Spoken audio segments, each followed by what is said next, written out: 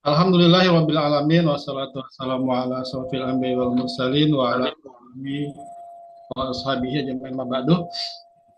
Alhamdulillah, pada malam hari ini kita bisa bersama-sama sharing session ya untuk webinar malam ini membahas topiknya tentang politik ya. Awalnya Bang Nizar komunikasi tentang rencana untuk WST ya, workshop stipend tematik tentang politik. Cuma ini kan memang bisa dikatakan WST politik ini seingat saya baru dilaksanakan satu kali oleh Ayah Farid, gitu ya. Jadi sangat langka bisa dikatakan ya. Kemudian juga saya sendiri pernah melaksanakannya sekali juga, dan setelah itu yang lain juga saya apa belum belum ada mendengar itu dilaksanakan, sehingga saya bilang ke Manizar, gimana kalau kita webinar dulu aja supaya bagaimana eh, apa-apa yang pernah disampaikan oleh Ayah Farid kepada kami peserta waktu itu namanya WSL 2 ya, dulu WSL 2, workshop level 2, tematiknya politik, itu bisa kita sharing lah bersama-sama.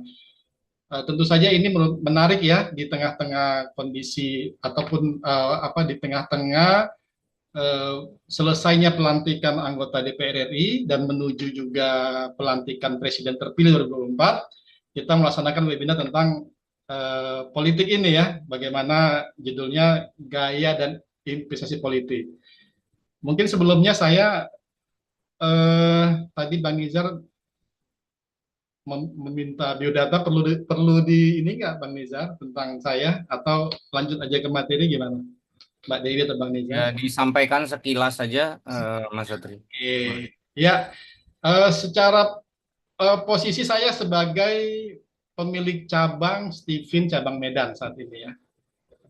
Dari 2012 cabang Medan itu uh, saya uh, miliki sampai saat ini menjadi cabang cabang khusus cabang Medan ya, cabang khusus yang sudah menjadi cabang khusus sejak 2012, itu berarti 12 tahun ya.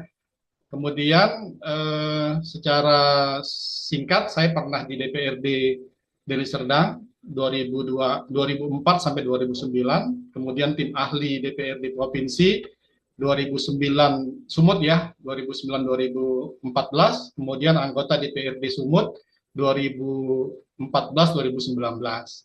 Dan memang materi politik ini mungkin bagi sebahagian pegiat Steven itu eh, kurang menarik ya, ataupun juga kurang kurang laku dijual barangkali secara ekonomis ya. Tapi bagi saya sebagai politisi dan juga sebagai pegiat Steven, ini sangat bermanfaat, dan tentu saya sangat menantang untuk bagaimana ini bisa menjadi sebuah guidance bagi saya, bagaimana bisa untuk menerapkan apa-apa yang memang diberikan oleh Ayah Farid dalam materi studi politik ini untuk bisa diaplikasikan di dalam eh, kerja-kerja politik saya sebagai politisi. Saya boleh share ya, share materi ya. Ya, oke. Okay.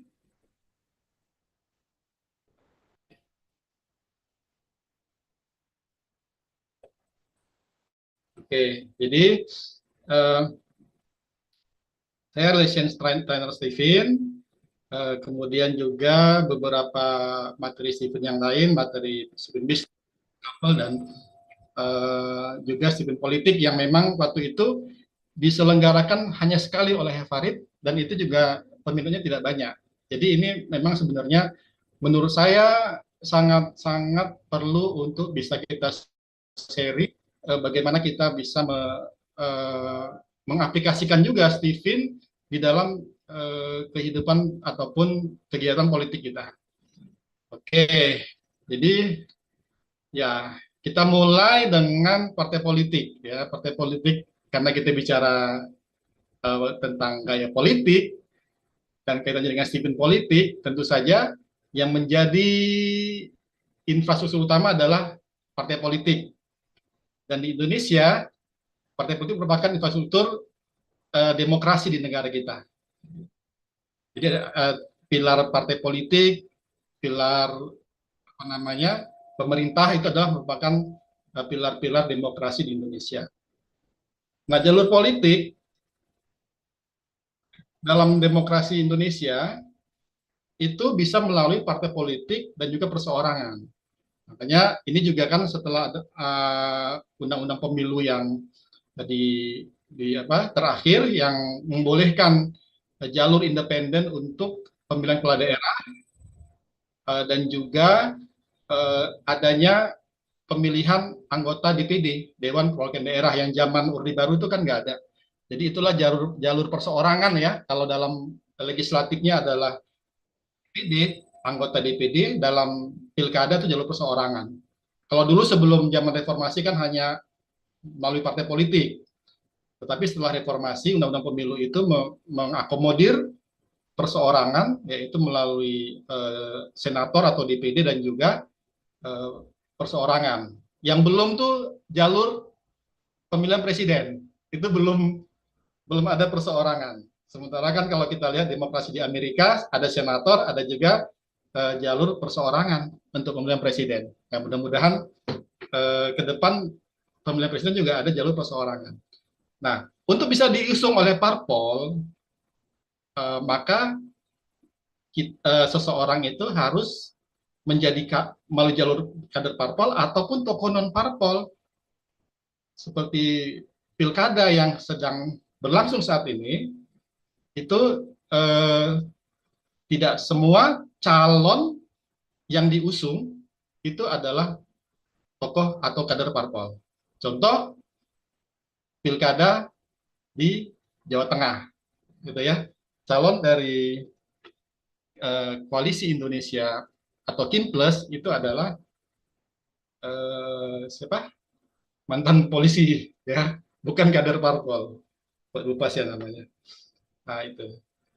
Dan kemudian juga yang diusung PDIP mantan Panglima TNI yang juga sebelumnya bukan kader parpol tapi dia sudah masuk ke dalam parpol. Nah, jadi itu untuk bisa diusung ya bisa menjadi kader ataupun tokoh non parpol yang bisa diusung. Nah, dalam pemilu kemarin kita mengetahui ada berapa ini? 1, 2, 3, 4, 5, 6, 7, 8, 9, 18 partai politik ya yang ikut dalam pemilu 2004. Ditambah dengan partai lokal di Aceh, saya lupa jumlahnya. Dan hasil pemilu 2024 kemarin yang sama-sama sudah kita ketahui dan juga sudah kita saksikan pelantikannya adalah menjadikan PDIP sebagai pemenang pemilu 2024. Dan ini PDIP hat-trick 3 kali turut-turut dari 2009, 2014, 2014, 2009, 2019, 2024. PDIP menjadi pemenang pemilu 3 kali turut-turut. Sebelumnya 2004 ada Golkar dan 99 itu PDIP. Jadi PDIP dari mulai reformasi 98 sampai saat ini sudah menjadi pemenang 4 kali dalam pemilu. Kemudian 2004 itu Golkar, 2009 itu Demokrat.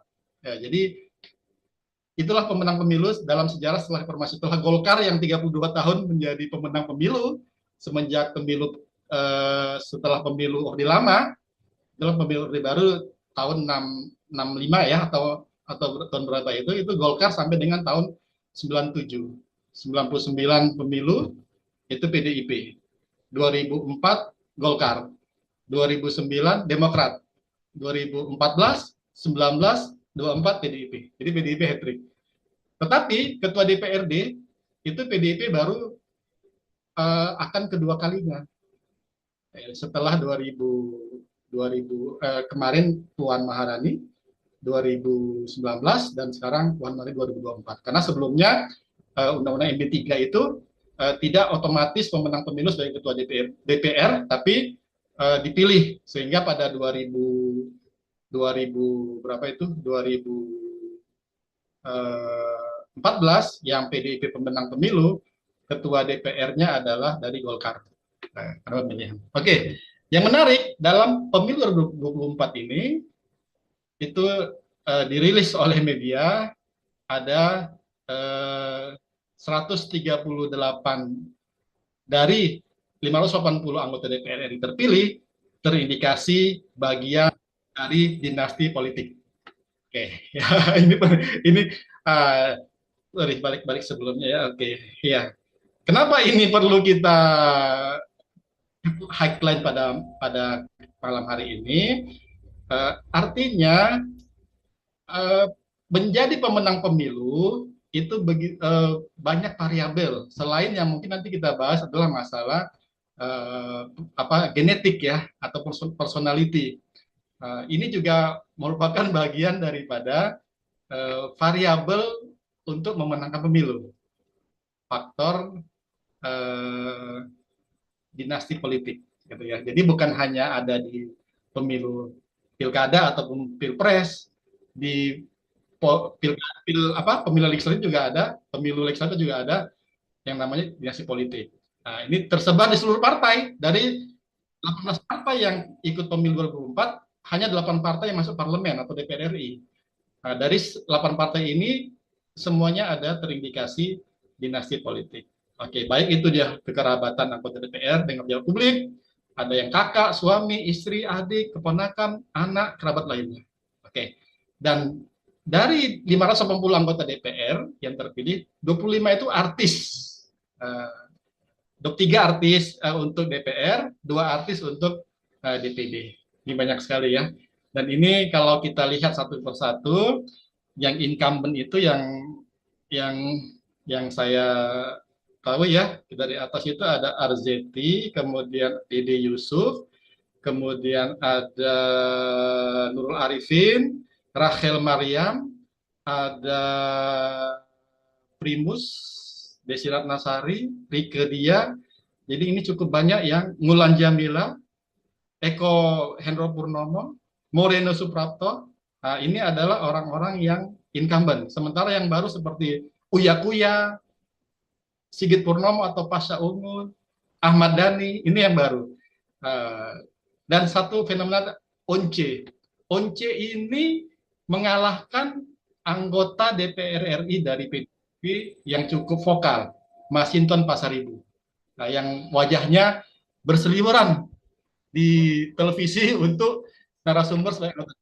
Jadi Once sebagai pendatang baru, artis, penyanyi itu bisa mengalahkan anggota DPR yang sudah berkali-kali terpilih di Dapil Jakarta 2, yaitu Masinton Pasaribu yang sangat vokal dan juga sangat terkenal. Jadi ini juga merupakan sebuah variabel lain ya, selain Masinton itu incumbent, dia juga vokal, artinya dia juga cukup terkenal, tapi bisa dikalahkan juga dengan Once Mekel.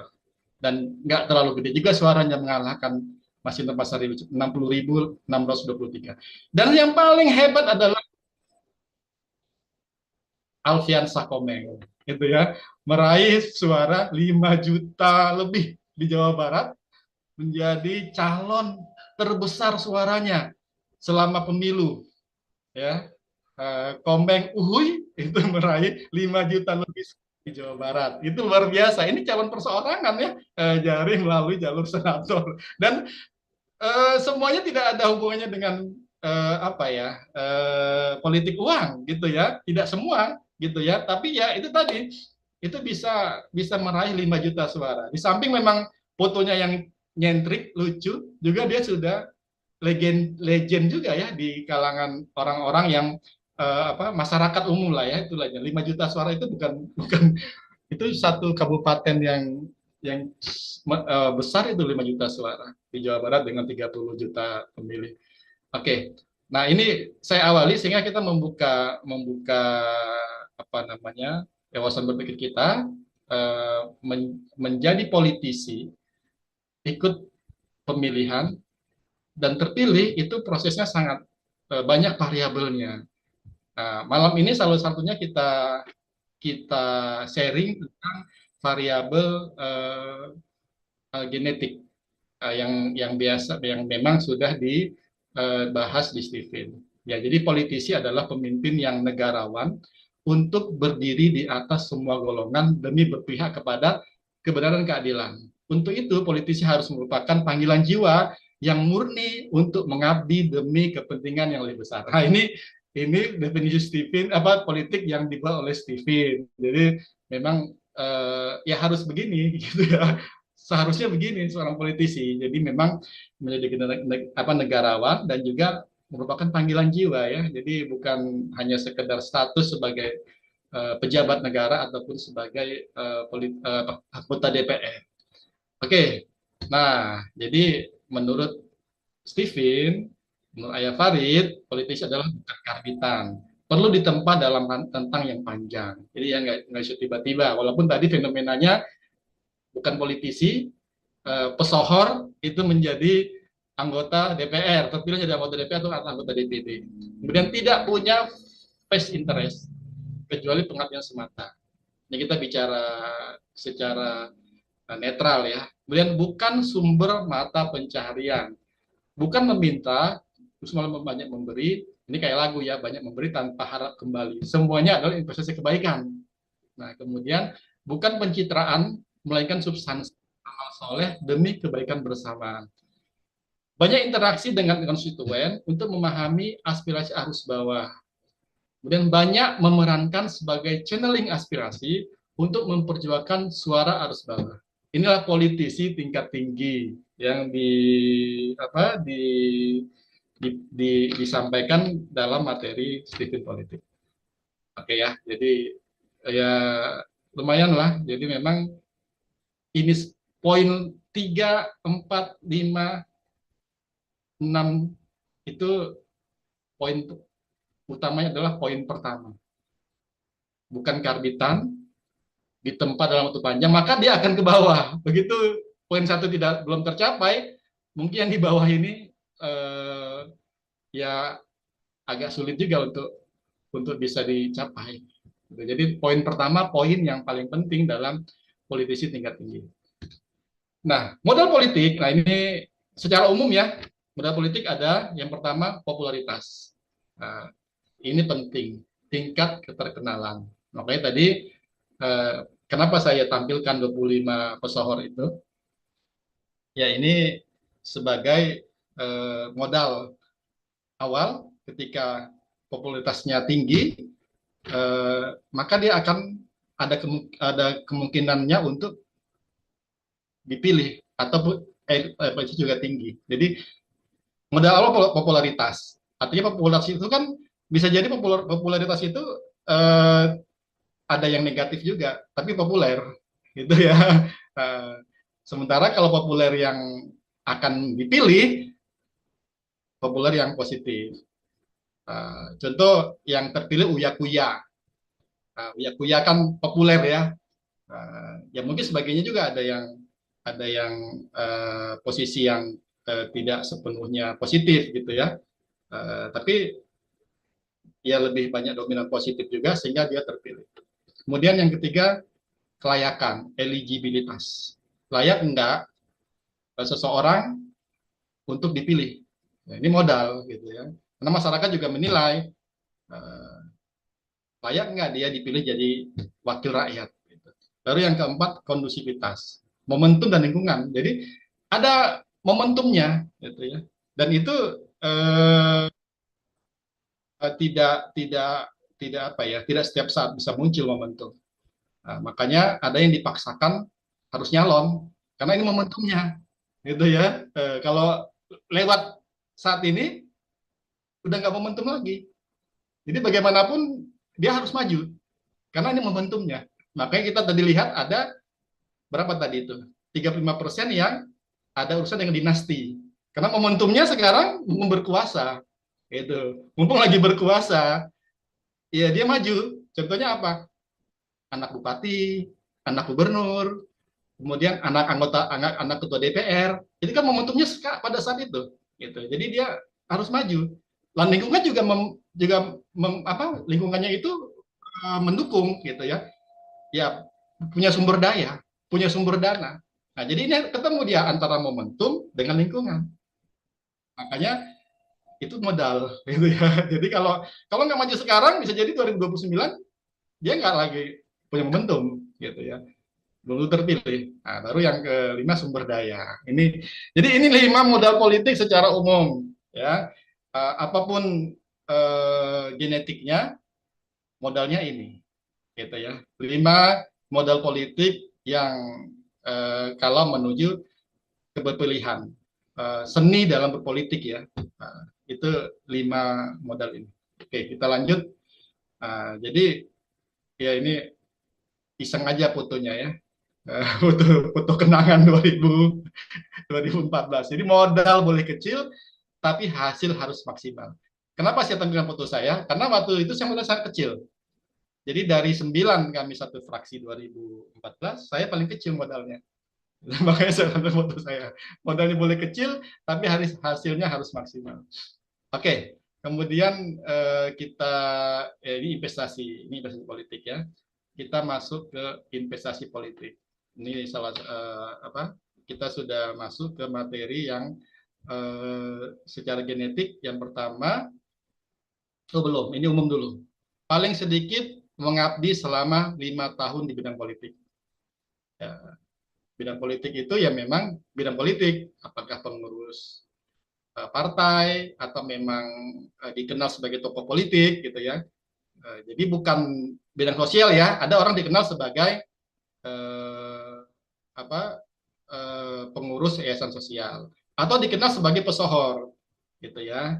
Tapi kalau dalam ilmu Stephen paling sedikit mengabdi selama 5 tahun di bidang politik. Memang dia dikenal sebagai tokoh politik atau sebagai pengurus partai politik.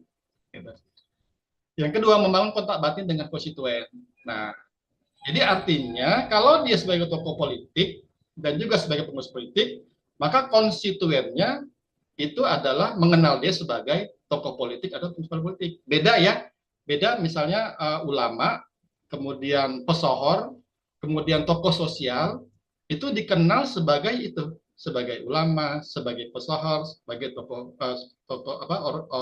ormas atau sosial gitu ya.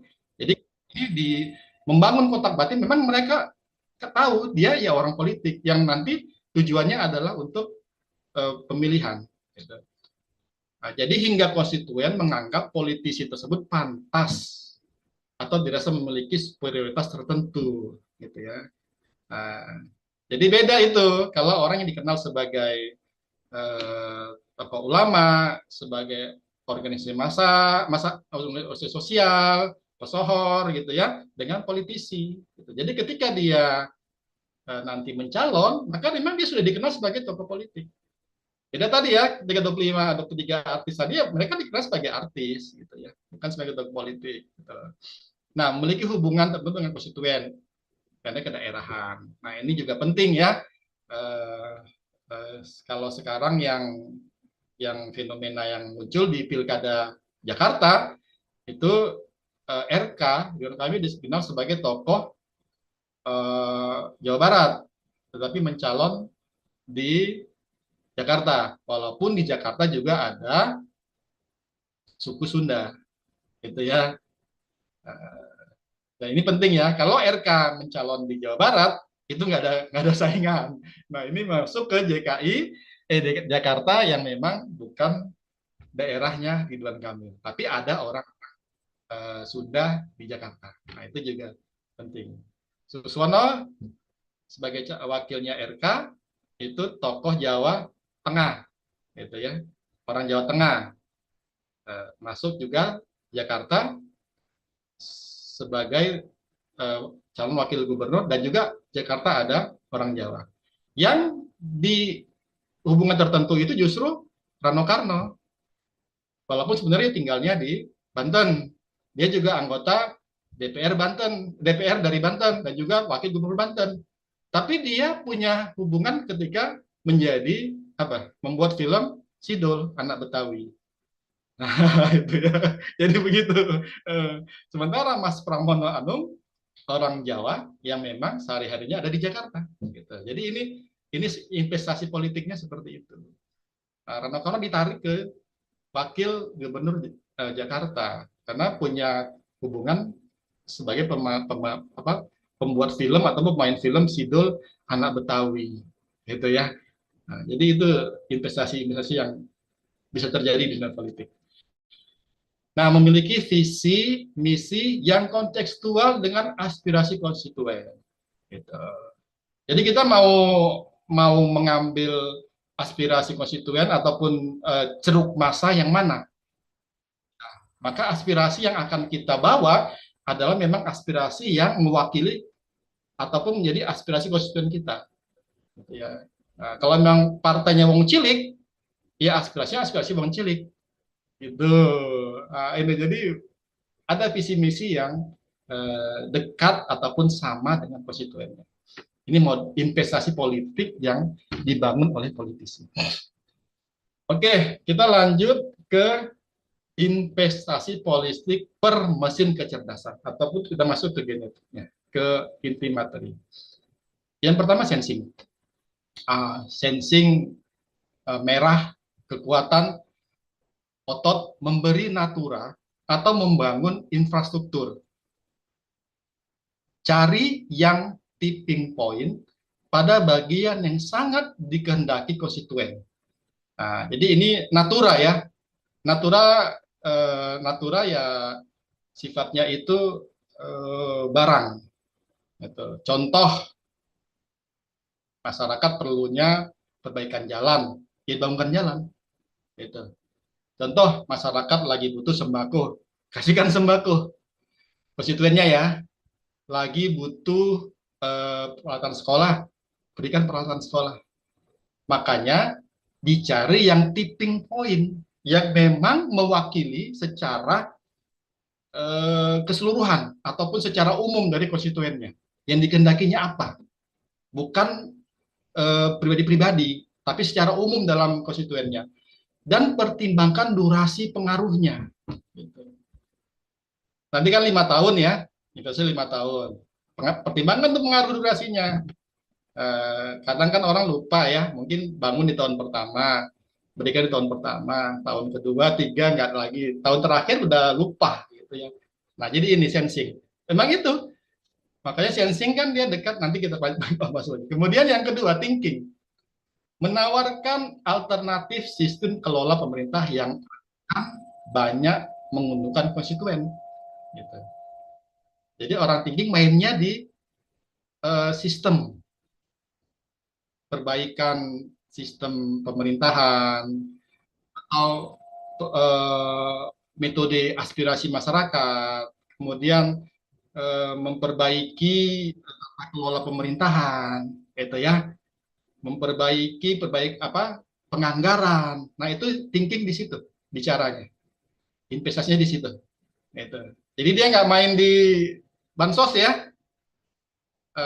Kalau dia mau lari kencang di jalan tolnya, mainnya di sistem alternatif dari yang ada. Kalau masyarakat keluh nih, susah buat KTP. Nah, gimana sih thinking itu menawarkan alternatif supaya mudah seperti apa? Gitu. Oke, KTP dijemput ke rumah, misalnya kan gitu. Nah, itu ya, itu kelola pemerintah. Kemudian yang ketiga, intuiting. Menghidupkan optimisme lokal dengan ide-ide kreatif. Gitu. Nah, ini saya nih, saya intuiting extrovert. Gitu. Jadi masyarakat misalnya, oke, Bapak Ibu, saya punya aspirasi bantuan sapi, gitu ya, dari pemerintah. Saya gimana kita membuat sistem tumpang apa itu ya? Misalnya punya kebun sawit, punya sapi, kita buat peternakan sapi itu di kebun sawit nanti ya itulah pupuknya segala macam. Nah, jadi ada optimisme lokal dengan ide-ide kreatif. Gitu. Gotong royong dengan apa ya, dengan bagi apa, dengan sama-sama memperbaiki satu minggu ini mungkin satu tempat, minggu depannya lagi tempat yang lain. Nah gitu. Jadi ada optimisme gitu ya. Jadi masyarakat itu dibuat optimis dengan kemampuannya, dengan swadayanya gitu. Dengan ide-ide kreatif tadi gitu. Nah, itu intuitif. Baru keempat, feeling, memperbanyak, membangun bonding dengan konstituen gitu. TP-TP gitu ya, ramah, nongkrong-nongkrong, ngopi-ngopi gitu ya, bonding dengan konstituennya. Kan itu memang kesenangannya feeling. Ketemu banyak orang gitu ya.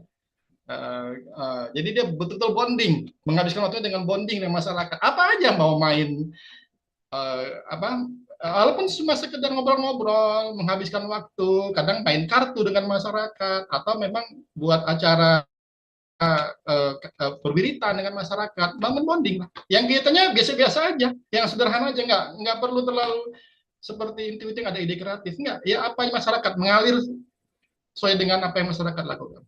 Gitu. Lebih banyak dia mendengarkan apa ya mungkin bercanda-canda gurau dengan masyarakat. Nah, gitu. Lalu insting memperbanyak kontak dan mengulurkan bantuan kepada lebih banyak konstituen. Gitu ya. Jadi kalau tadi sensing dalam bentuk natura itu memang dia apa ya kebutuhan yang dikehendaki konstituen, kalau insting ya kontak aja gitu ya. Dia lebih banyak justru peran dia di masyarakat gitu ya. Peran dia yang wira-wiri di masyarakat betul-betul apa ya bukan natura gitu ya. Memang dia berperan sebagaimana apa namanya nalurinya orang insting. Apa aja dia lakukan untuk bantu masyarakat gitu. Membantu bawa orang sakit ke rumah sakit misalnya, membantu ikut memperbaiki jembatan misalnya gitu ya. Atau membantu orang yang sedang hajatan yaitu. Jadi banyak kontak dan melakukan bantuan kepada di banyak konstituen. Jadi bukan natura ya, lebih kepada peran dia di masyarakat. Jadi ini investasi politik yang diajarkan Ayah Farid dalam Stephen Politik berdasarkan mesin kecerdasan. Oke, kita coba lihat satu-satu. Gaya politik. Gaya politiknya seperti apa? Ini sampai jam berapa ya, Mbak Dewi ya, Miss Dewi ya? 9:30. Oke, masih lama ya. Ya. Ya. Gaya politik bermesin kejelasan. Jadi kita tarik dari investasi politik kepada gaya politik. Tentu saja orang sensing itu dermawan, dikenal sebagai orang yang dermawan di masyarakat, di konstituennya, gitu ya. Orang thinking dikenal sebagai orang yang berwibawa di konstituennya. Nah, intuiting dikenal sebagai orang intelek di konstituennya. Orang feeling orang yang flamboyan di konstituennya. Baru orang insting dikenal sebagai orang penolong di konstituennya. Itu tadi ya, investasinya seperti itu, membentuk dia menjadi orang yang dikenal seperti ini di konstituennya. Gitu ya. Jangan salah. Contoh, saya pernah karena waktu itu memang saya jadi perlu saya sampaikan, saya intuiting extrovert, yang memang sebenarnya secara jalur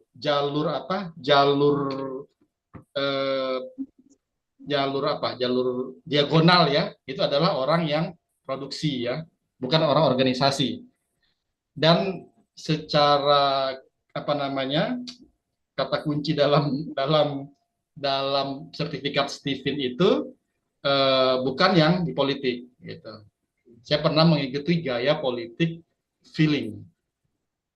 Contoh gaya politik feeling adalah nginep di rumah konstituen. Nginep ini kan tentu saja kegiatannya mulai dari mungkin dari habis ada makan malam ya, dari makan malam ataupun sholat isya makan malam, kemudian mungkin ada ngobrol-ngobrol sampai malam, ada permainan segala macam, tidur bangun pagi mungkin masyarakat seperti itu, sholat subuh, kemudian sarapan, gotong royong, apa segala macam.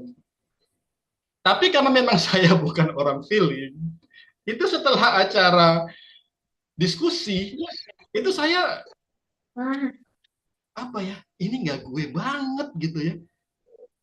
Nggak kuat gitu menghadapi, menciptakan suasana yang bonding dengan masyarakat, kemudian harus begini, itu nggak kuat. Jadi kalau kita memakai gaya politik mesin kejahatan lain itu terasa, gitu ya. Karena kan ada nih politisi nginep gitu ya, kemudian melakukan kejahatan. Itu saya enggak. Saya pernah coba itu ketika saya ikut kontestasi pilkada. Saya ikut 2 kali pileg, 3 kali lah dengan yang terakhir. Jadi 2004 saya ikut, alhamdulillah terpilih dari Serdang. 2014 saya ikut untuk Sumatera Utara. 2024 saya ikut untuk pusat, belum terpilih. Jadi yang terpilih 2. Kemudian 2008 saya ikut pilkada Deli Serdang, calon wakil bupati. Kemudian ikut 2013 calon wakilnya Deli Serdang juga calon wakil bupati. Nah ini 2 belum terpilih. Nah saya ikuti gaya-gaya itu ternyata nggak nyaman di saya. Gitu. Dan akhirnya nggak maksimal juga programnya. Gitu. Nah makanya gaya ini perlu kita pahami untuk diri kita. Jadi memang gaya ini tidak hanya untuk bisa terpilih gitu ya, tapi juga bagaimana kita nyaman. Sebagaimana ketika kita juga nyaman menerapkan Stephen dalam fase yang lain, fase belajar, fase couple segala macamnya dalam tema yang lain. Dan juga kita merasa nyaman sebagai politisi melalui gaya politik mesin kecerdasan. Ini penting. Jadi dan hasilnya juga akan kelihatan gitu, kalau kita memakai gaya kita sendiri gitu ya. Jadi orang intuitif seperti saya harus dikenal sebagai politisi yang intelektualnya melebihi yang lain, gitu. Bukan ikut gaya sensing yang bagi-bagi natura atau berwibawa seperti thinking, flamboyan seperti feeling atau penolong seperti insting. Jadi kalau kita main di sini, secara kita pribadi menjalani juga nyaman, gue banget, dan juga bagi masyarakat kelihatan kita tuh memang punya kelas dengan gaya masing-masing gitu ya. Oke, nah kita lihat ini ya.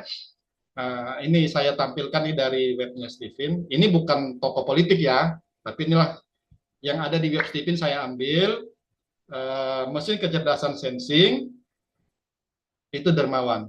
Nah kata kuncinya di sini kan, mengingat otot rajin tergerak. Oke, kita lihat clue-nya mencari panggung untuk meningkatkan produktivitas. Mencari ladang untuk menanam uangnya. Jadi di sini memang clue dirinya ini yang mengaitkan gaya politik sensing adalah dermawan. Karena memang mereka adalah sebagai dikejar harta dan mengejar harta. Gitu ya. Nah, jadi ini dia clue-nya. Nyambung ketika orang sensing mau cari panggung yang introvert atau mencari ladang yang extrovert, maka dia kayaknya dermawan. Oke, kemudian kita lihat apakah orang sensing bisa keluar dari gaya dermawan. Ya kita lihat juga presentasi. Kalau mau, dia dekat kemana? Nah, coba dia mendekat ke thinking yang 40%, atau mendekat ke feeling yang 40%.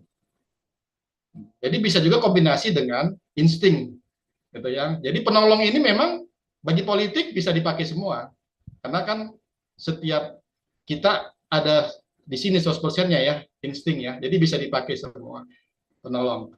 Nah, dia mendekat ke thinking yang tadi berwibawa atau yang flamboyan ke feeling. Nggak usah coba ke intelek, itu akan berat sekali. Gitu ya. Kalau dia mau kombinasi, memang mungkin hartanya sudah dia habiskan semua untuk ataupun sudah dia curahkan banyak untuk politik, dia mau supaya lebih enak lagi kemana ya? Coba mendekat ke ini, ke thinking atau feeling. Gitu. Oke. Nah kemudian untuk mesin thinking, nah yang berwibawa itu clue-nya adalah mencari tapak atau mencari pabrik. Ya, jadi memang oleh karena itu, kenapa dia mencari tapak dan mencari pabrik? Supaya dia bisa menawarkan alternatif pemerintahan tadi ya. Nah, jadi kalau dia sudah dia punya tempat pabrik atau tapak, dia bisa menawarkan alternatif pemerintahan.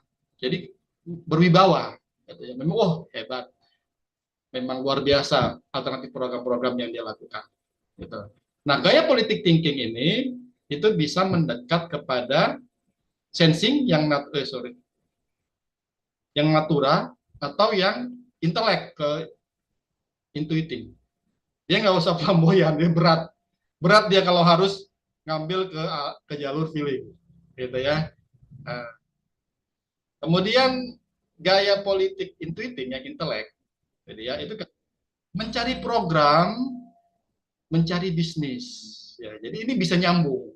Nah, makanya tadi dia gayanya adalah menawarkan alternatif dan juga mengembangkan, jadi akan menuju kepada bisnis di masyarakat yang menghasilkan itu ya. Tadi kayak pengembangan sapi dan sawit misalnya, atau apa, padi dengan ikan gitu ya.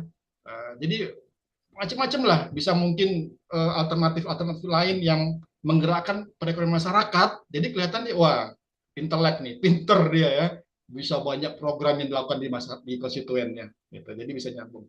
Nah, kalau dia mau mendekat, setelah itu adalah ke yang berwibawa atau yang memang lebih dekat ke masyarakat. Nah, tadi saya mau masuk ke feeling, ternyata berat juga 60% yang menambahkan gitu ya. Flamboyan tadi itu gitu. Jadi kalau dia main di sensing itu berat banget, natura. Itu 80% dia harus menambahkan itu. Gitu. Nah, tapi bisa masuk ke berwibawa seperti orang thinking atau menjadi orang yang ramah di masyarakat, di konstituennya, seperti feeling. Nah, gaya feeling flamboyan, yang flamboyan, mencari platform untuk memperkuat pengaruhnya atau mencari kader. Nah, makanya dia perlu banyak berinteraksi, melakukan bonding dengan konstituennya, karena dia mencari platform dan juga mencari kader, gitu ya. Jadi memang dikenal sebagai orang yang apa ya, ramah, orang yang tempat curhat, gitu ya, atau ya tadi macam-macam itulah, sebagai orang empati, ya, itu ya. Jadi perlunya di situ. Nah, kalau dia mau mendekat juga, setelah dia di situ maksimal, dia bisa ke atau sensing yang ramah, yang memang ramah sekaligus juga dermawan, gitu ya. Nah, bisa di sini. Jangan masuk ke alternatif program, capek gitu ya, terlalu jauh. Nah, lebih dekat ke sensing, dia bisa bisa dermawan. Nah, baru yang insting. Nah, kalau insting dia penolong. Jadi memang dia mencari peran. Jadi dikenal sebagai orang yang memang menolong segala hal gitu ya. Di samping dia juga punya duit, dia juga punya apa, peran untuk multitasking dan pengabdiannya itu, dia bisa melakukan hal seperti itu bagi orang insting. Nah, kalau insting ini kan dia bisa semua gitu ya. Perannya aja masih di mana dia kuatnya di situ. Kalau ada sebagian yang ataupun pendapat deketin golongan darah mana lebih dekat gitu ya. Nah, itu bisa juga, atau dia kuatnya di mana, mungkin punya banyak banyak sumber harta, punya lebih kepada feeling. Nah, ini bisa dia pilih dalam modal menolongnya tadi gitu ya.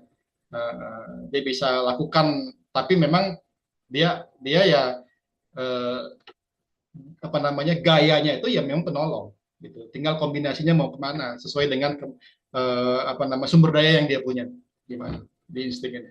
Oke. Nah, itu dua dua materi besar tadi, gaya politik dan investasi politik, yang kita bahas ber-MK, sehingga memang bagi kita sebagai politisi menjalaninya sesuai dengan mesin kebiasaan secara nyaman, dan juga konstituen juga mulai kita memang memang bersinarnya di situ gitu ya.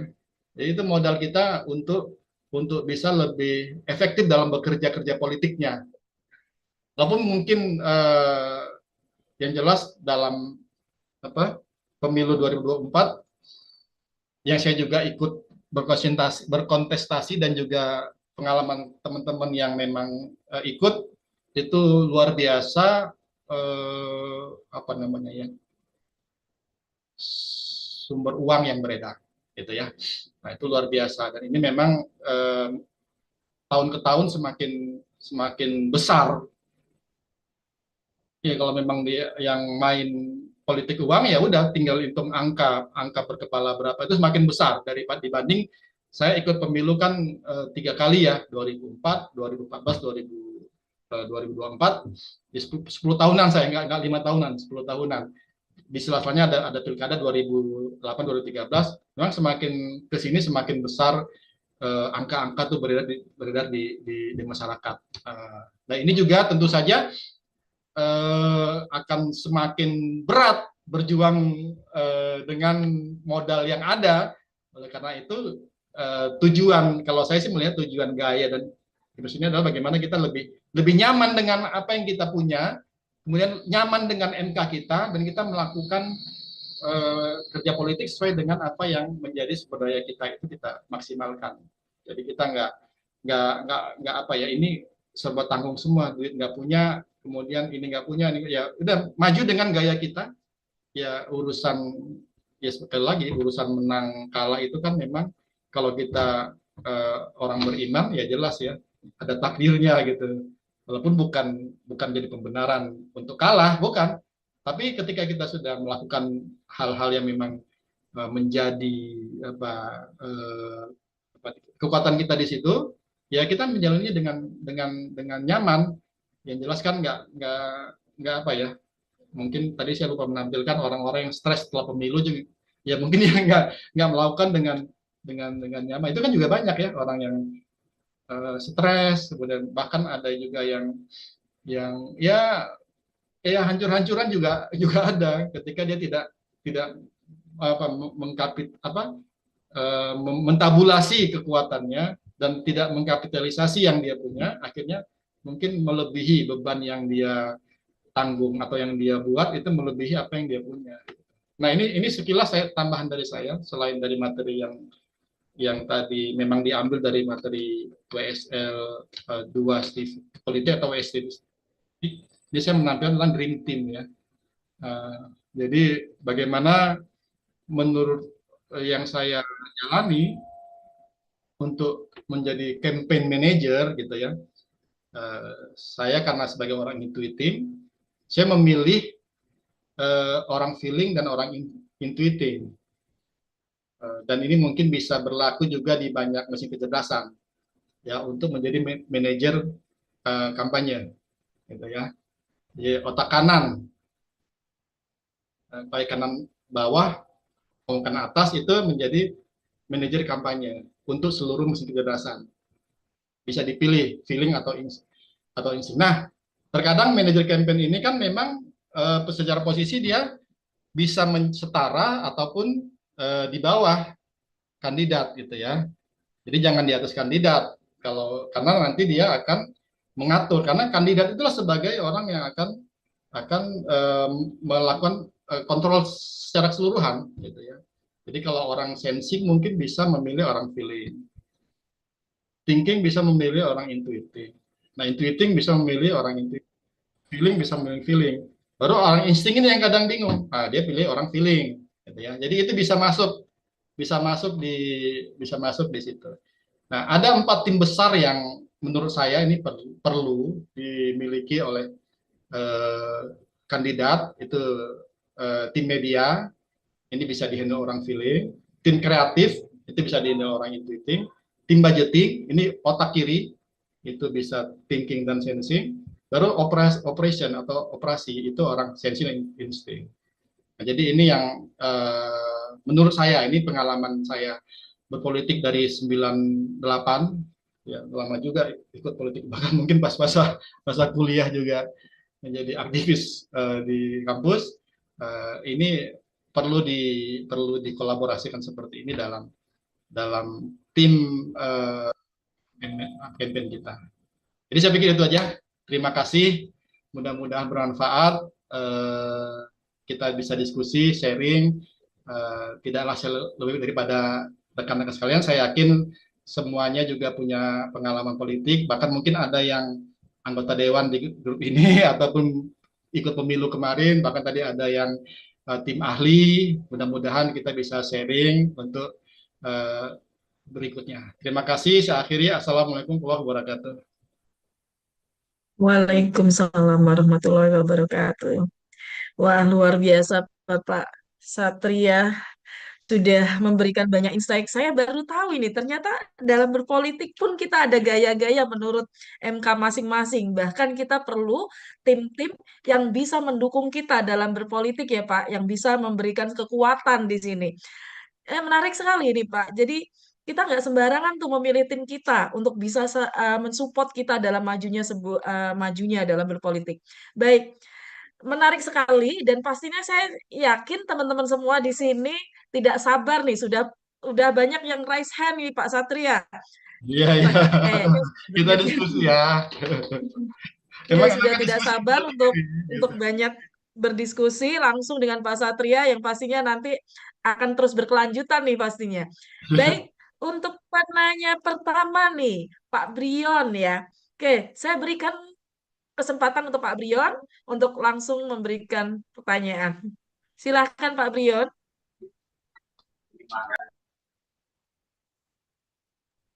Silahkan Pak Brion. Masih di mute.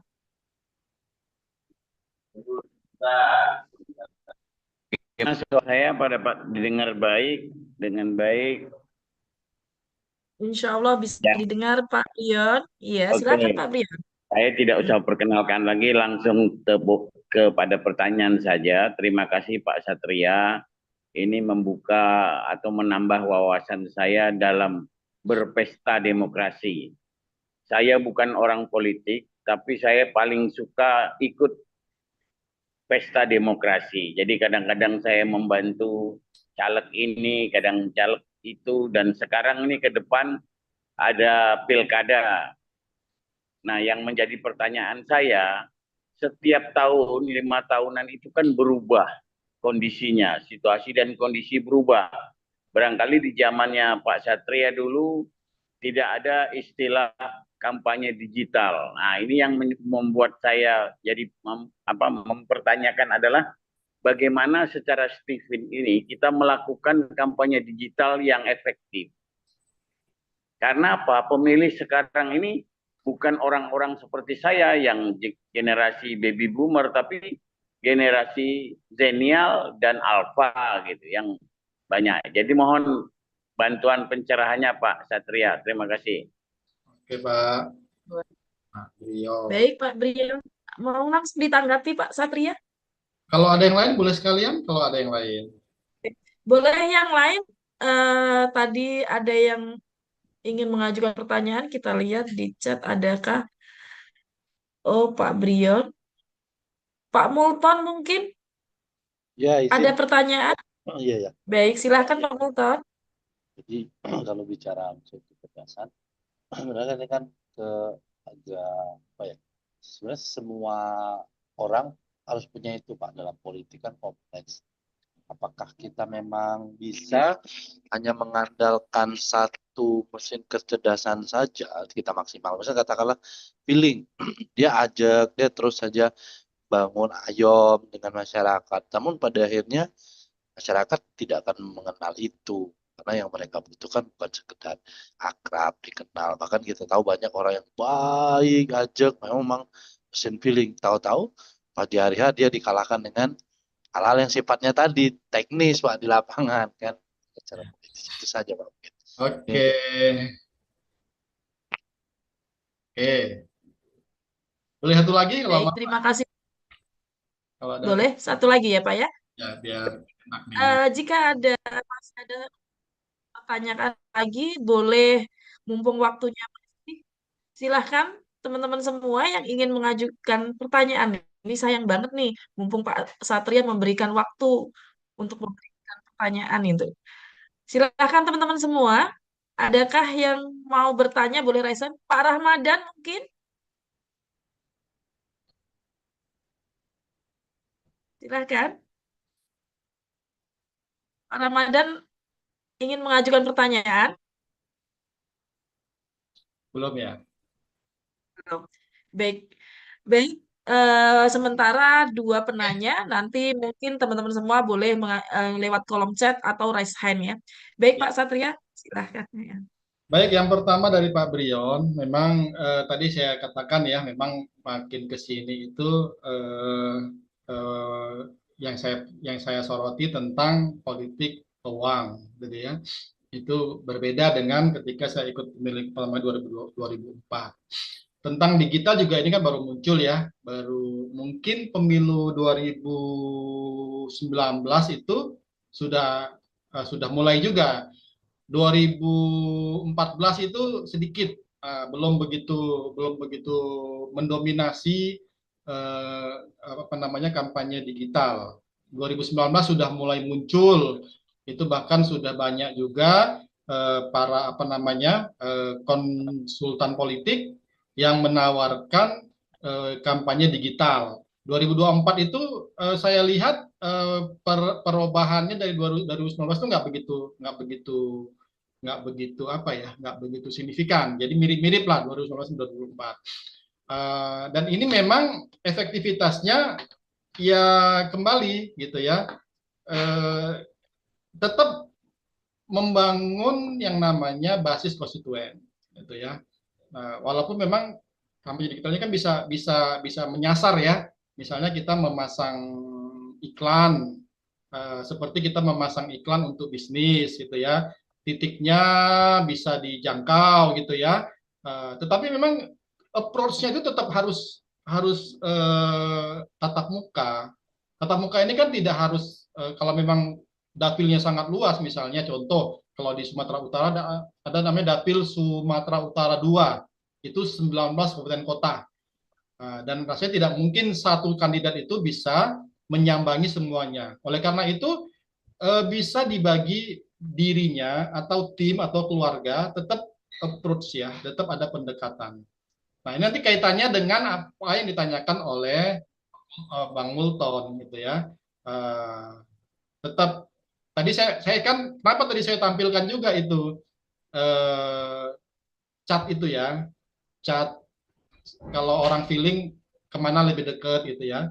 Memang nggak bisa cuma mengandalkan satu, tapi dominasinya. Sebagaimana kita juga, kita dalam belajar, dalam hal-hal lain, dalam yang sifatnya bisnis pun, itu kan mengutamakan memang mesin kegiatan kita, gitu ya. Yang paling dominan, makanya ada dominan, otak dominan. Tetapi yang lain juga kita hitung. Makanya tadi saya mengambil cat itu supaya misalnya feeling dekatnya jangan ngambil yang punya thinking, itu terlalu berat effortnya gitu, menjadi orang yang berwibawa gitu. Mungkin dia bisa mengambil yang ke sensing ya, oleh karena itu dia coba mengumpulkan duit yang lebih banyak lagi gitu ya, supaya bisa masuk ke yang sensing gitu, atau paling enggak dia masuk ke intuiting yang punya program-program yang sederhana di masyarakat.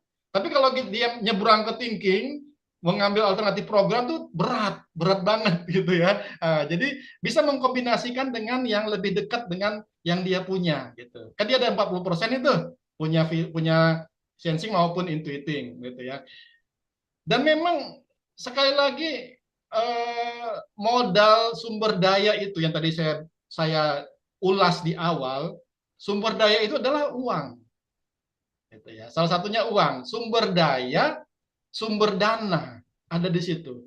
Politisi juga harus punya uang. Gitu. Kaitannya dengan mesin kecerdasan, bisa jadi orang sensing harus punya 2 kali lipatnya orang intuiting. Karena memang dia di situ kekuatannya, diberikan natura gitu. Dia nggak, misalnya dia punya 2 kali lipatnya orang intuiting, punya orang sensing punya uang 2 kali lipat orang intuiting, ya dia mainnya di natura aja gitu.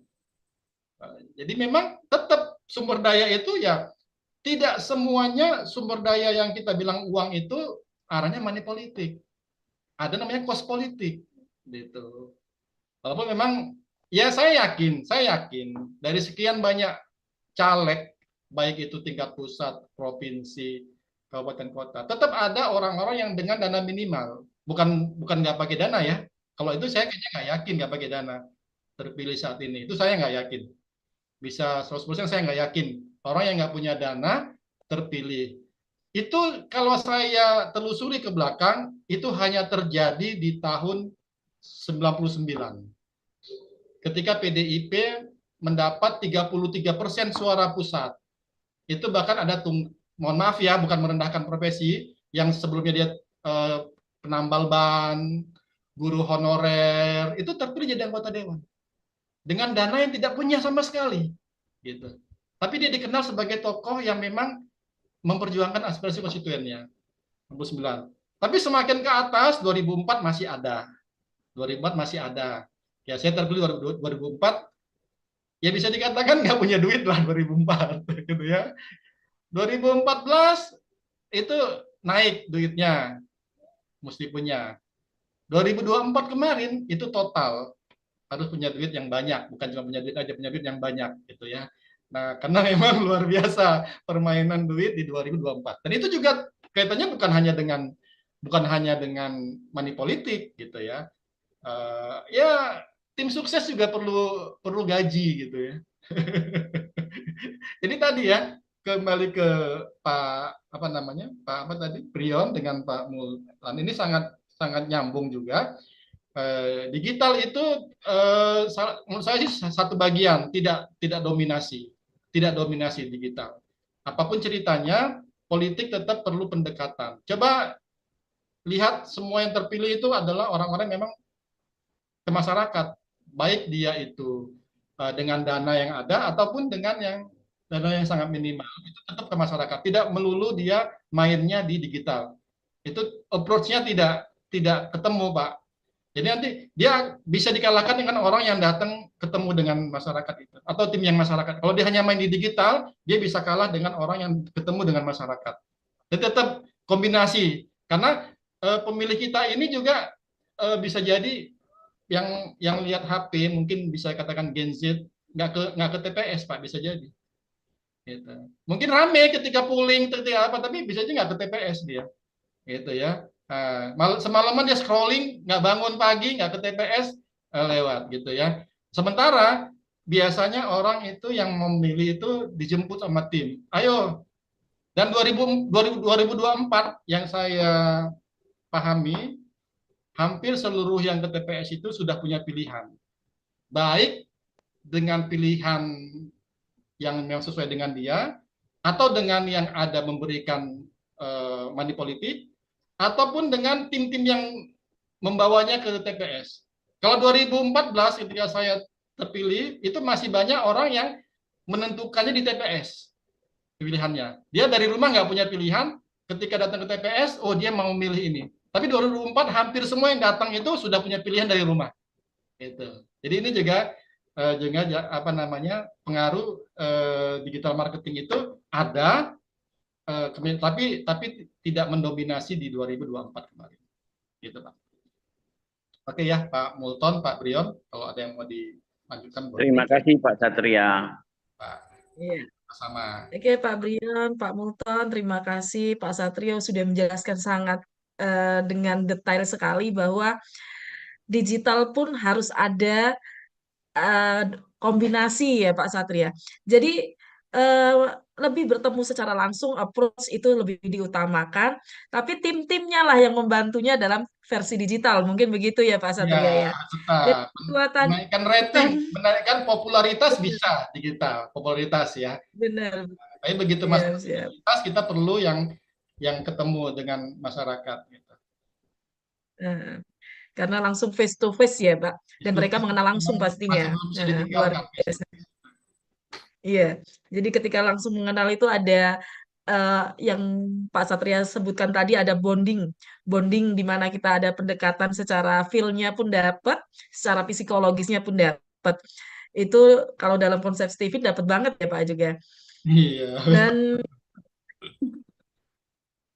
terus tadi Pak Multan bilang yang money politik nih, sebenarnya bukan money politik, bahwa memang semua butuh akomodasi ya Pak untuk mewujudkan sampai terciptanya sebuah ini yang memang kita untuk mencapai sebuah tujuan, kita memang membutuhkan akomodasi untuk ke sana. Bukan berarti kita sama sekali tanpa, tapi sebuah yang memang minimal ada uang translasi mungkin yang dimaksud ya. Akomodasi untuk ke Iya, sana. iya. Lalu Itu nggak bisa. Jadi kalau mau maju pemilu, ya memang harus punya tabungan, Pak Multon. Saya meyakini itu iya, sekarang kayaknya nggak ada lagi deh orang yang nggak punya uang itu maju menang gitu ya. Menurut saya begitu. Tetap dia punya uang. Walaupun mungkin ada yang ada pinjam, ada yang menjual asetnya gitu ya. Tetap dia harus punya uang gitu. Tapi ketika dia melakukan apa namanya pergerakan, dia nyaman dengan mesin kecerdasannya. gitu ya. Nah, itu. Jadi jangan meniru. Misalnya saya maksain tadi gaya feeling gitu ya. Capek, betul-betul capek. Saya mau coba tidur di rumah warga, capek. Bagi orang itu capek. Nah, lebih bagus pertemuan yang terbatas, kemudian sering, nah itu mungkin lebih enak bagi orang intuitif. Begitu. Kalau orang feeling mau 24 jam juga dia jalanin gitu loh. Nah, itulah jadi di situ dia bisa kita pilah-pilah yang kita nyaman dan memberikan efek juga kepada konstituen. Gitu. Oke, berarti kalau umpama nih Pak Satria, ada beberapa kandidat dengan MK yang hipotesanya mungkin satu intuiting, satu thinking, dan beberapa ini. Ini kan seperti intuiting ini kan dikalahkan dengan thinking nih. Nah, Ya. apakah bagaimana menciptakan sebuah dapil ini menjadi apa? Menjadi menaikkan level terbaiknya untuk mengalahkan yang memang secara MK thinking itu menaklukkan intuiting nih. Tapi Iya, kenapa kok intuiting ini iya. bisa bisa maju? Apakah memang dia bisa menaikkan level terbaiknya, mengkombinasikan dari segi-segi kelemahan itu dengan memiliki tim-tim yang saling menguatkan? Oke, baik ya. Kalau ini kajiannya ke kajian apa namanya? Yang ada di belakang sertifikat gitu ya. Level tertinggi politisi adalah orang feeling. Gitu ya. Ke situ jadi kajiannya, bukan ke kajian ditaklukkan menaklukkan, bukan. Gitu. Kajiannya adalah kekajian di belakang sertifikat profesi yang paling dekat dengan politik adalah feeling. Jadi modal dasar feeling ini sangat besar untuk jadi politisi. Gitu. Ya karena memang itu modal dasar yang ada di sertifikat gitu ya. Nah, dari sini kita bisa kemudian bersaing ataupun kalau istilah kita kan di jalan tol masing-masing ya. Gitu. Walaupun tadi feeling punya modal yang sangat kuat. Artinya kecenderungan politisi adalah memang tadi bonding, itu kecenderungannya ya, yang akan dilihat oleh masyarakat. Oh dia dekat dengan masyarakat, itu kan ada di feeling, gitu. Tapi ketika orang intuiting masuk ke politik, tadi dia berkreatif di masyarakat. Nah, maka tadi saya bilang bisa jadi orang feeling akan 24 jam di satu tempat dengan masyarakatnya. Orang intuiting nggak perlu 24 jam. Mungkin dia 2 jam satu hari dengan ide kreatifnya yang juga membuat orang terkagum-kagum dengan idenya. Wih, luar biasa ini, tepuk tangan gitu ya. Kemudian satu lagi, gaya politik intuiting itu dia kalau dalam BMC ya, apa namanya bisnis model canvas itu memakai leverage gitu. Ini nanti kajiannya lain lagi nih, ada lagi tuh. Jadi orang intuiting manfaatkan leverage, jangan dirinya. Dia dekati tokoh-tokoh masyarakat, orang berpengaruh, pengaruh itu orang-orang itu dengan ide-idenya. Jadi orang inilah yang akan menyampaikan kepada konstituen. Gitu. Jadi orang nanti itu ada lagi di kajian WST, itu ada nanti WST. Bagaimana apa yang kelihatan di masyarakat bagi orang titik seperti apa, sisi seperti apa, itu nanti ada. Nanti di situ bersaingnya. Jadi saya buka bocoran dikit aja supaya pada ikut PST ya. Jadi itu ada bagaimana caranya bersaing di jalan masing-masing, itu ada caranya gitu. Dan memang kalau saya contoh ya 2014 kami satu fraksi 9 orang, itu nggak ada orang thinkingnya. Orang thinking ini kan berat banget menuju ke jadi politisi, itu berat banget gitu. Nah, jadi kami di situ ada 9, ada feeling itu 1, ada intuiting 3, ada sensing 3, gitu ya. Sensing 3, intuiting 3, 6, 7, ada insting 1, gitu ya. Nggak ada thinking waktu itu kami. Oh, sensing 4 malah. Sensing 4, intuiting 3, feeling 1, insting 1. Gitu. Nah, jadi karena memang masing-masing punya gaya politik sesuai dengan MK. Ya lihat ya, perhatikan ya. Yang sensing memang habis-habisan duitnya, luar biasa. Gitu ya. Dia 2 kalinya orang-orang yang lain gitu duitnya. Walaupun tidak semuanya identik dengan money politik. Gitu ya. Nah, karena duit memang tetap diperlukan sebagai sumber daya bagi seorang politisi. Itu Miss Dewi, jawaban dari saya. Keren sekali. ternyata bikin penasaran lagi nih. Sebenarnya banyak sekali nih sebenarnya yang bikin penasaran. Ternyata Bapak Satria di sini tidak ingin membeberkan lebih banyak lagi, tapi diberikan poin-poinnya yang membuat teman-teman semua wajib pengen tahu lebih lanjut dengan ikut WST. Nah,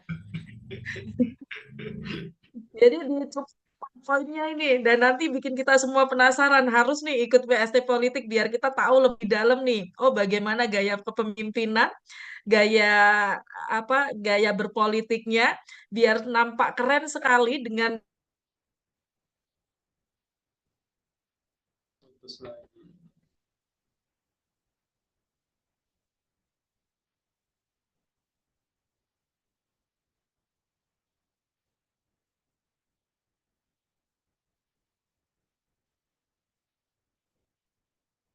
Putus lagi, Miss nah, Devi. terputus ya. Oh iya, mulai masuk lagi. Maaf sekali, mungkin ini jaringan di hotel agak sedikit mengganggu, terkendala. Baik, teman-teman semua, ternyata tanpa terasa dengan sharing dan diskusi dengan Bapak Satria menarik sekali.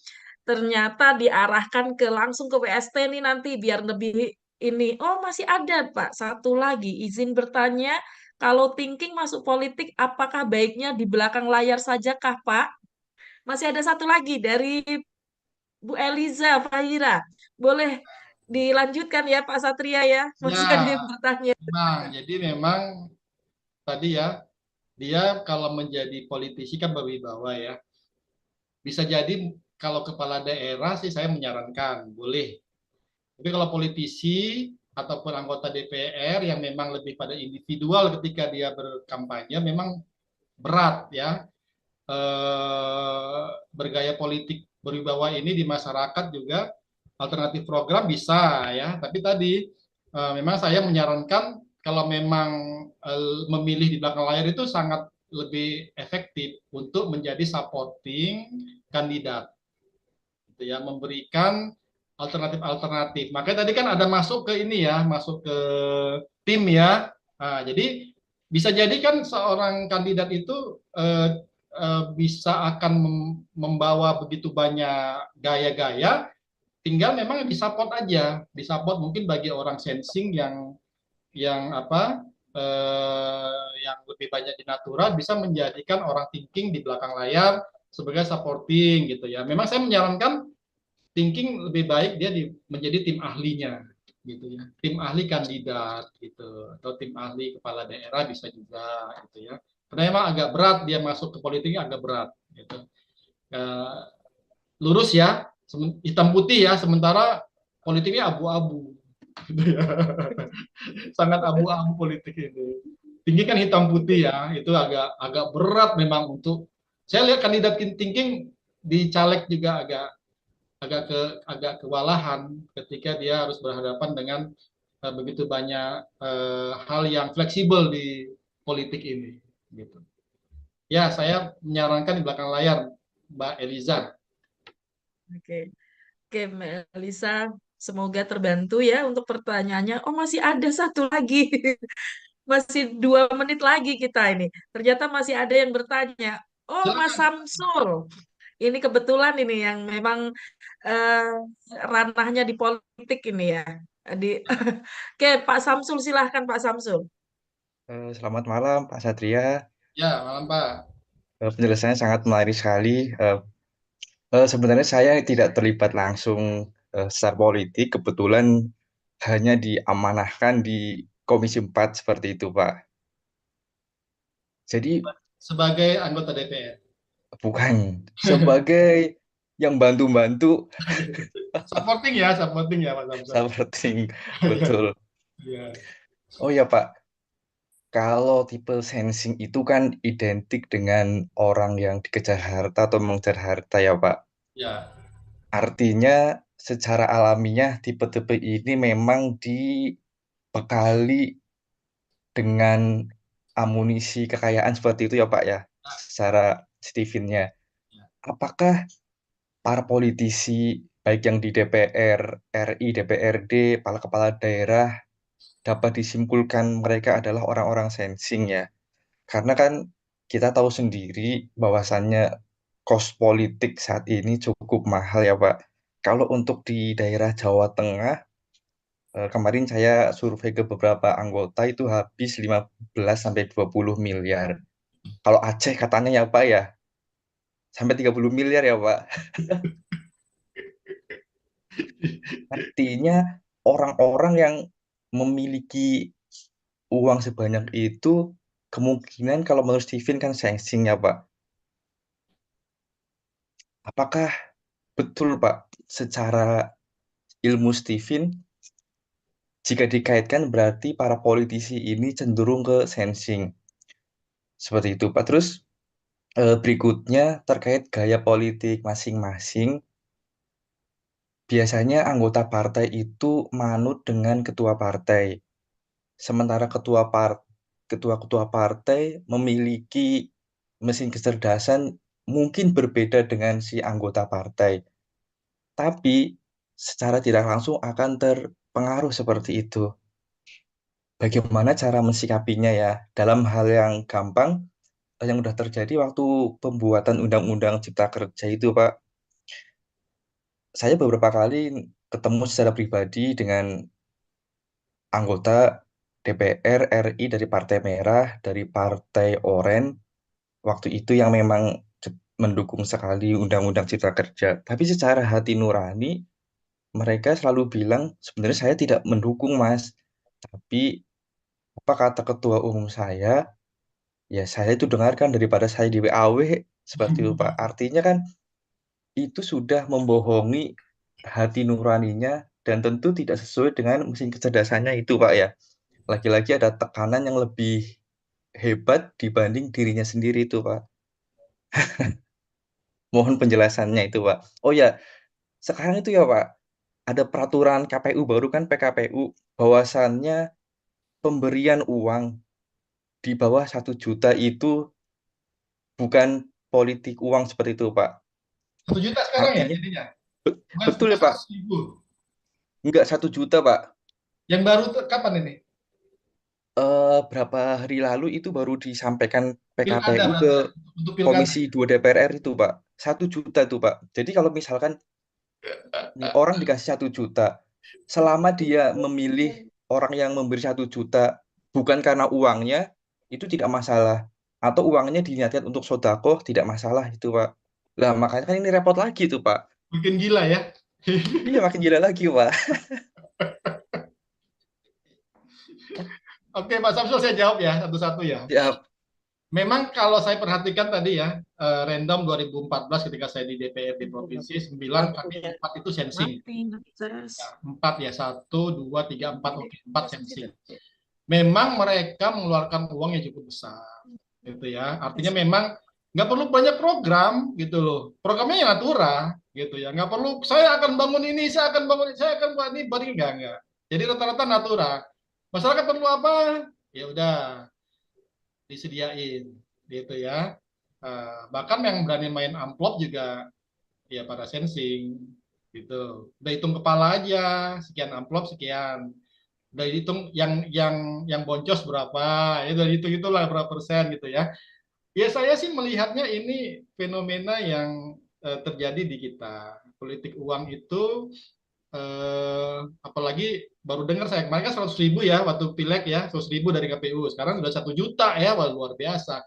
Makanya waktu itu kan di pileg kemarin itu untuk mengatasi supaya nggak money politik, dia memberikan namanya itu pasar murah ya, ada minyak, ada beras, ada segala macam, harga 100.000 ditebus 2.000. Gitu. Karena kalau dia memberikan langsung itu kena sebagai pemberian money politik. Kalau tebus murah itu nggak kena. Coba paket 100.000 beras, minyak, gula ditebus 2.000 rupiah oleh masyarakat, menghindari itulah supaya tidak menjadi money politik gitu. Memang saya melihat itu. Jadi dan sensing berani dia spekulasi itu. Dia punya modal berapa, dia sudah mikir itu nanti baliknya seperti apa. Ya, balik ini nggak semuanya negatif ya. Balik ini macam-macam. Saya tidak balik modal itu netral, bukan negatif. Tergantung caranya, cara baliknya. Bisa jadi dia memang berbisnis, pebisnis. Dia punya bisnis. Dengan dia anggota DPRD, dia punya banyak relasi. Itu kan halal. Tidak memakai kewenangan dia. Tapi ada juga yang memang pakai kewenangan dia. Kan begitu. Jadi artinya, dia sudah hitung-hitungan orang sensing ini. 5 tahun dengan modal sekian, dia akan balik dengan yang dia punya tadi. Apakah dia pebisnis, apakah dia makelar, apakah dia penjual pasal-pasal, itu kan tergantung di situ sebagai apa dia gitu ya. Nah, ya tadi saya bilang, kalau sensing main di politik, dia mesti punya uang 2 kali lipat daripada yang lain. Karena memang dia natura, di situ gaya politik natura gitu. Nggak perlu dia banyak kali memaparkan program kerja, ide kreatif, bonding itu nggak perlu terlalu banyak. Mungkin dikit-dikit oke lah, pakai tim, dia gaji tim aja. Sebulan berapa timnya digaji? Yang deketi masyarakat timnya membawa nama dia, itu udah oke, orang sensing gitu. Nah, jadi di situ. Jadi memang saya perkirakan memang banyak orang sensing main di situ. Sementara kalau feeling, dia perlu punya uang juga, walaupun separuhnya orang sensing. Dia akan lebih dahsyat ketika masyarakat, wih, langsung anggotanya yang turun. Itu juga punya nilai. Ketika feeling punya duit separuhnya sensing, gitu ya, tapi dia melakukan langsung bonding 24 jam di masyarakat, itu punya nilai lebih dari masyarakat. Dia ketemu, dia nggak ada capeknya ke masyarakat sana kemari, itu punya nilai lebih. Itu bisa mengimbangi separuhnya lagi duit sensing. Orang intuiting punya separuh duit sensing, dia punya ide-ide kreatif di masyarakat. Karena masyarakat kita ini perlu itu juga, di samping ada natura tadi, dia juga pengenlah anggota dewannya seperti ini, punya ide-ide, dekat dengan masyarakat. Dia juga punya apa? Tapi tadi jangan nggak punya duit, gitu. Tetap separuhnya sensing aja dia punya, dia bisa main di situ. Nah, itu begitu. Yang kedua apa tadi Pak Samsul? Tentang hati nurani ketua partai ya. Betul. Itu konsekuensi politisi Pak Samsul. Karena memang sistem. Jadi saya sering nonton itu di Kompas TV pagi ya. Kalau itu para pengamat kan bilang DPR ini sebenarnya cuma 9 orang aja yang mutusin gitu. 9 ketua partai politik yang mutusin ini gitu loh. Bukan 580 anggota DPR. Kalau sekarang 8 ya, tinggal 8 fraksi kan. Cuma 8 aja yang mutusin, cukup gitu. Kan pernah Bambang Pacul ngomong kan, Pacul, kalau ibu udah nelpon ya saya nggak bisa ngapa-ngapain. Dia ketua komisi 3 pada saat itu. Nah, betul ya Pak Samsul ya.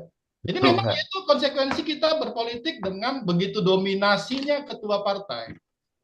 Nah, begitu dominasinya fraksi di DPR. Cuma kan memang inilah tadi makanya saya bilang agak berat bagi orang thinking untuk bagaimana mengejudge ini gitu. Ya kita bisa berperan di komisi kan gitu ya. Nah, komisi ini kan walaupun mungkin adalah peran-peran anggota DPR yang memang real di komisi ya, yang bisa dia perjuangkan ide kan nggak semuanya ke paripurna, artinya nggak semuanya itu diputuskan di paripurna gitu ya. Dia bisa mempengaruhi ataupun bisa memberikan ide-ide kepada menteri-menteri yang cukup nanti di peraturan menteri kah, di peraturan presiden kah, itu kan nggak ke paripurna gitu ya. Jadi kombinasi aja gitu. Oke, politik ranahnya ketua parpol, tapi urusan teknis kan yang lebih paham dia pada ketua parpolnya.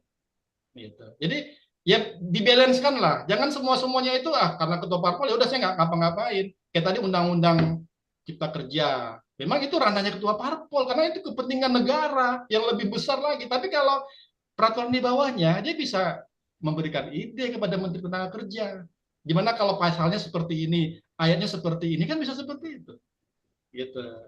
Jadi ada payung besarnya yang di paripurna ketua parpol, tapi ada juga peraturan-peraturan di bawah setingkat menteri, peraturan presiden, bahkan itu bisa dia masukin itu. Pasal-pasal yang bisa buat masyarakat gitu atau konstituen dia, kan bisa di situ dia negosiasi. Termasuk di anggaran juga, kan nggak semuanya diputuskan ketua parpol. Begitu. Jadi adalah bagian-bagiannya yang bisa kita kompromikan. Nah, kita kompromikan antara idealisme yang memang kita perjuangkan di komisi dengan mungkin yang memang harus ikut ketua parpol di paripurna. Jadi itu Pak Samsul. Siap. Terima kasih. Sih nebak-nebak aja ini nggak sepenuhnya. Oke. Oke. Samsul sudah terjawab. Alhamdulillah, luar biasa penjelasannya Pak Satria. Bisa lah Pak Samsul maju 2029. Amin, mudah-mudahan. Yang lain lah, terpilih Pak. Kalau teman-teman Baik. saya, itu banyak yang maju dan di DPRD kabupaten, provinsi, beberapa Iya, iya, yang terutama yang teman-teman tenaga ahli anggota. iya. Karena memang udah menguasai dapil, terus biasanya ikut membagikan program bantuan juga. Nah, itu Seperti bawa itu, Pak. program, Itu. bawa ke dapil itu cukup itu. Natura tadi kan, kasih sapi, kasih voucher sekolah, itu kalau ada channel ke situ sih, insya Allah lah, itu bisa terpilih. Dan nggak semuanya Tapi manipulasi. Hah? rahasia umumnya gini, Pak. Iya. Tenaga ahli yang udah terlalu pinter, udah terlalu menguasai, itu nanti diganti, Pak. Karena membahayakan. Karena tetap Teman-teman jadi saya saingan sebagian ya, besar gitu, Pak. takut jadi saingan Iya, ya. Pak. Itu diganti, keluarkan. Oh ya, tanya lagi nih, Pak. Apakah kita perlu mengikuti karakter kita belum mengikuti karakter mayoritas pemilih, Pak. Misalkan pemilih di dapil Jawa Tengah 6 misalkan. Kelihatannya karakternya adalah feeling. Terus kita memposisikan diri menjadi orang insting. Seperti itu perlu nggak sih, Pak?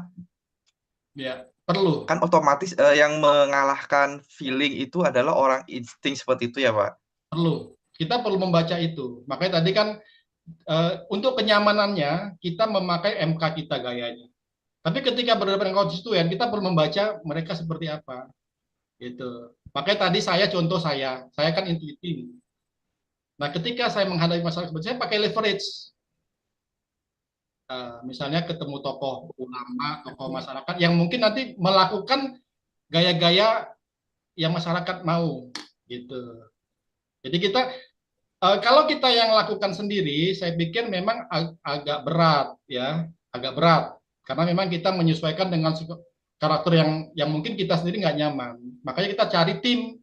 Tim itu kan bisa memang langsung tim kita atau masyarakat yang bisa kita deteksi. Ini bisa melakukan ini, bisa melakukan gaya ini.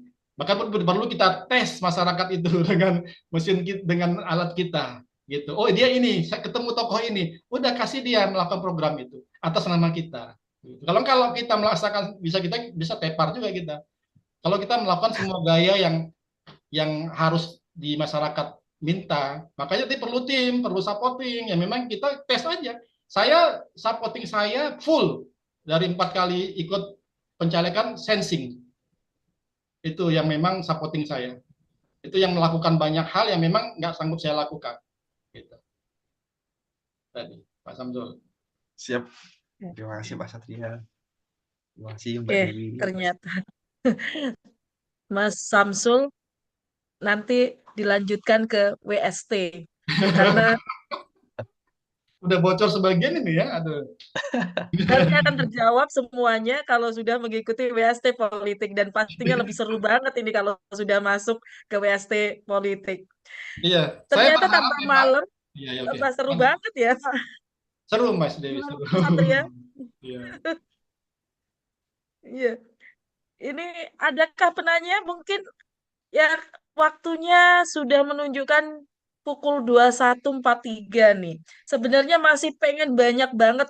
Tadi saya lihat ada yang raisan juga. Tapi di sini waktu kita terbatas dan pastinya kalau ingin lebih lanjut mungkin bisa apakah bisa langsung ke Pak Satria atau kita langsung menuju WST aja nanti, Pak? Itu saya serahkan ke timnya Bang Nizar aja. Baik, luar biasa. Dan alhamdulillah Pak Satria banyak sekali yang tertarik untuk lebih tahu, lebih paham bagaimana sih hubungannya gaya berpolitik dengan Stephen itu seperti apa. Dan insya Allah nanti kita akan ada webinar kedua di tanggal 18 Oktober 2024. Ya, Bang Nizar nanti boleh request kita akan nggak? share. Bang Nizar request ke tanggal 19 dia geser bisa nggak? Tanggal 19. Iya. Baik, nanti mungkin bisa kita ini. Ya. Oke, siap Pak. Insya Allah nanti kita komunikasikan lagi. Baik, terima kasih banyak Pak Satria sudah menyempatkan waktunya dan luar biasa materinya hari ini. Bahkan ada yang minta ininya share materi tadi, Pak. Boleh, nanti kita share. Apakah Iya, siap. Nah, luar biasa ternyata semakin malam malah semakin panas nih. Ternyata kalau udah bicara politik, ternyata nggak ada habisnya juga nih. Dan di sini nanti Pak Satria akan lebih banyak sekali menjelaskan dalam WST politik dan di sini sudah baru diberikan beberapa nih halamannya. Nah, sebelum pengen tahu lebih lanjut untuk masuk ke dalamnya, nanti lanjut ke WST politik. Baik, teman-teman semua, terima kasih untuk yang sudah bergabung di sesi kita malam ini. Nanti kita akan lanjut di sesi kedua. Dan Pak Satrio Yuda Wibowo, terima kasih sebesar-besarnya sudah menyempatkan waktunya, sudah sharing kepada kami. Luar biasa ilmunya sangat bermanfaat Pak Yuda. Dan terima kasih banyak untuk malam ini. Dan teman-teman semua, sesi sudah waktunya untuk teman-teman semua mungkin beristirahat. Di weekend ini kita bisa menyempatkan sharing dan diskusi. Baik, ada kata-kata terakhir dari Pak Satrio nih sebelum kita tutup. Oke, yang paling penting dalam berpolitik, kegiatan ini kita flatkan aja dengan kegiatan lain gitu ya. Jangan sampai kita habis-habisan di politik gitu ya, mengorbankan seluruh hal dan akhirnya kita tidak bisa hidup tenang lah ya. Jadi yang paling penting kita tahu batas kita sampai mana gitu. Itu yang paling kita tahu, politik itu batas kita sampai di mana sehingga kita bisa mengkalkulasi kita akan habis-habisan atau kita cukup sampai di situ. Jadi gitu, itu aja. Oke, keren sekali Pak. Jadi teman-teman semua dapat insight nih. Kita harus tahu sampai mana batasnya. Baik, terima kasih Pak Satrio Yuda untuk malam ini dan terima kasih teman-teman. Saya Miss Dewi yang sudah membersamai teman-teman sampai sesi akhir ini. Mohon maaf bila ada salah kata. Saya tutup. Wassalamualaikum warahmatullahi wabarakatuh. Waalaikumsalam. Sampai bertemu lagi di sesi selanjutnya. Terima kasih Pak Satria. Ya. Atau kita mau foto dulu ya Pak Satria ya? Boleh, ya betul. Baik, teman-teman semua yang ingin join untuk foto, kita bisa nyalakan lampunya di tempat yang pas dan bisa ini. Coach Nizar mungkin bisa dibantu untuk kita foto bersama. Teman-teman yang lain boleh di open cam. Ya, Kita yang akan foto bersama dengan Bapak Satria. untuk open cam silakan. Ada Kak Sam belum buka, Kak Jul, Kak siapa ini? Maki, Bang Daud, Kak Velia, Kak Septiandi. Oke? Oke. Ready? Ya, 1, 2, 3. Oke, sip. Oke. Sampai ketemu. Baik, sampai bertemu Ya, masih lagi. banyak Mas Terima Satria. kasih Pak Satria. Oke. Ya, see ya. Terima Thank you. kasih Pak Satria. Bu Sam, sampai ketemu nanti. Menemukan Ingrid yang ekstrovert. Kalau jangan lupa mampir-mampir. Siapa? Siapa guru? Pak Guru WIE. Main 2009 ya, Mas Samsul ya. Insya kalau udah punya program Amin. di Dapil, insya Allah menang itu. Amin. Didukung tuh sama Pak Satria. Iya, bisa kita nanti kolaborasi. Amin. Luar biasa. Oke ya, izin ya. Supportnya luar biasa dari Pak Satria. Betul. Pak. Baik. Terima kasih Miss Dewi, Pak Nizar. Sama-sama, Bu. Kak. Sampai bertemu besok ya. Ya. Amin. Bye-bye. Bye.